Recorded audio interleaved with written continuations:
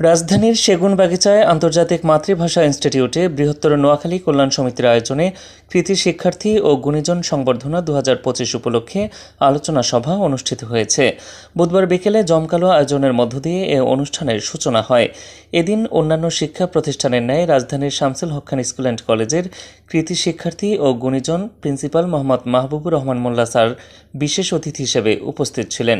এ সময় প্রধান অতিথি হিসেবে মঞ্চে উপবিষ্ট ছিলেন অর্থ, বিজ্ঞান ও প্রযুক্তি মন্ত্রণালয়ের মাননীয় উপদেষ্টা ডক্টর সালেহ উদ্দিন আহমেদ। প্রধান আলোচক ছিলেন পরিকল্পনা মন্ত্রণালয়ের মাননীয় উপদেষ্টা ডক্টর ওয়াহিদ উদ্দিন মাহমুদ।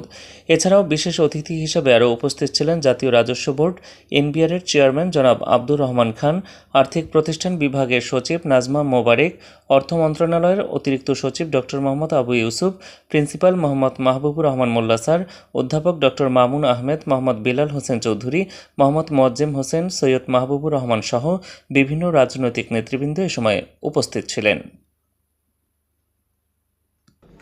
সম্মানিত প্রধান আলোচক, সম্মানিত বিশেষ অতিথিবৃন্দ, সম্মানিত অভিভাবকবৃন্দ এবং আমার প্রাণপ্রিয় শিক্ষার্থীবৃন্দ, আসসালামু আলাইকুম। আসলে আজকে যে দিনটি আমি মনে করি যারা আজকে এখানে কৃতি শিক্ষার্থী হয়ে এই পুরস্কার নিচ্ছ, তোমরা আগামী দিনে এই দেশের জন্য কাজ করবে, এই দেশকে পুনর্গঠন করবে, যেন আমরা একটি উন্নত জাতি হিসেবে বিশ্বের বুকে দাঁড়াতে পারি। এই বিশ্বমানের শিক্ষা নিয়ে তোমরা এগিয়ে যাবে। আমি আজকের মাননীয় প্রধান আলোচক মহোদয়ের দৃষ্টি আকর্ষণ করছি, সাবেক শিক্ষা উপদেষ্টা মহোদয়ের, যে আমাদের এই বৈষম্যহীন বাংলাদেশ, জুলাই বিপ্লবের মধ্য দিয়ে যে বাংলাদেশ আমরা পেয়েছি, এই বাংলাদেশে আজও আপনাদের নেতৃত্বে যে অন্তর্বর্তীকালীন সরকার গঠিত হয়েছে, সেখানে আমরা দেখতে পেলাম কয়েকটি অসঙ্গতি রয়েছে। ইতিমধ্যেই যারা আজকে এখানে উপস্থিত হয়েছে তাদের মধ্যে এইচএসসি ভর্তির জন্য আবেদন চলছে।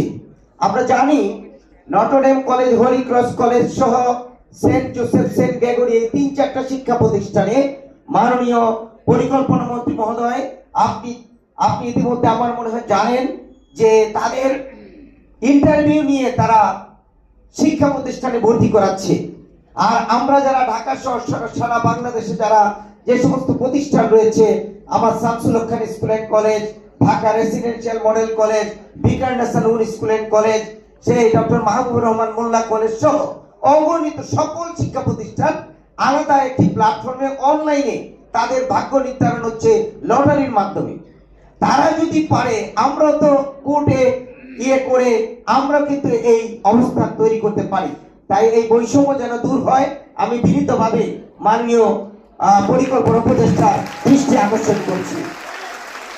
আরেকটি বৈষম্যের কথা বলেই আমি আমার বক্তব্য শেষ করব, সেটা হলো সরকারি প্রাথমিক বিদ্যালয়ের শিক্ষার্থীরা প্রাইমারি বৃত্তি পরীক্ষা অংশগ্রহণ করতে পারবে 2025 সালের ডিসেম্বরে অনুষ্ঠিত বৃত্তি পরীক্ষায়, কিন্তু বেসরকারি শিক্ষা প্রতিষ্ঠান like Shamsul Haque Khan school and college, Viqar national school, residential model সহ কোন শিক্ষা প্রতিষ্ঠান বেসরকারি অংশগ্রহণ করতে পারবে না। এটা কেমন কথা? এক দেশে সবাই তো আমাদের ছাত্র, তারা তো প্রতিযোগিতা করেই বৃত্তি পাবে, তাহলে কেন কেবলমাত্র সরকারি শিক্ষা প্রতিষ্ঠানের শিক্ষার্থীরা বৃত্তি পরীক্ষা অংশগ্রহণ করতে পারবে? আমাদের ছাত্রছাত্রীরা আজকে আসার পূর্বে আমার এখানে প্রায় 1800 ছাত্রছাত্রী ক্লাস 5-এ, তারা আমাকে গার্জেন সহ অনেক অনুরোধ করেছে যে আমাদের মাননীয় অর্থ পরিকল্পনা মন্ত্রী, যিনি সাবেক পরিকল্পনা উপদেষ্টা, শিক্ষা উপদেষ্টা ছিলেন, তার দৃষ্টি আকর্ষণ করে বলার জন্য আমি বিনীতভাবে অনুরোধ রাখবো, আমাদের এই প্রাইমারি স্কুলের বেসরকারি শিক্ষা প্রতিষ্ঠানের ছাত্ররা যেন ক্লাস 5-এ বৃত্তি পরীক্ষা দিতে পারে। আমি আবারও নোয়াখালী কল্যাণ সমিতিকে আমার অন্তঃস্থল থেকে ধন্যবাদ জানাচ্ছি, এবং যারা দেশ গড়বে, আগামী দিনের ভবিষ্যৎ, আগামী দিনের ডায়মন্ড, আগামী দিনের নক্ষত্র, তাদের সকলকে ধন্যবাদ জানিয়ে আমার কথা এখানে শেষ করছি। আল্লাহ হাফেজ।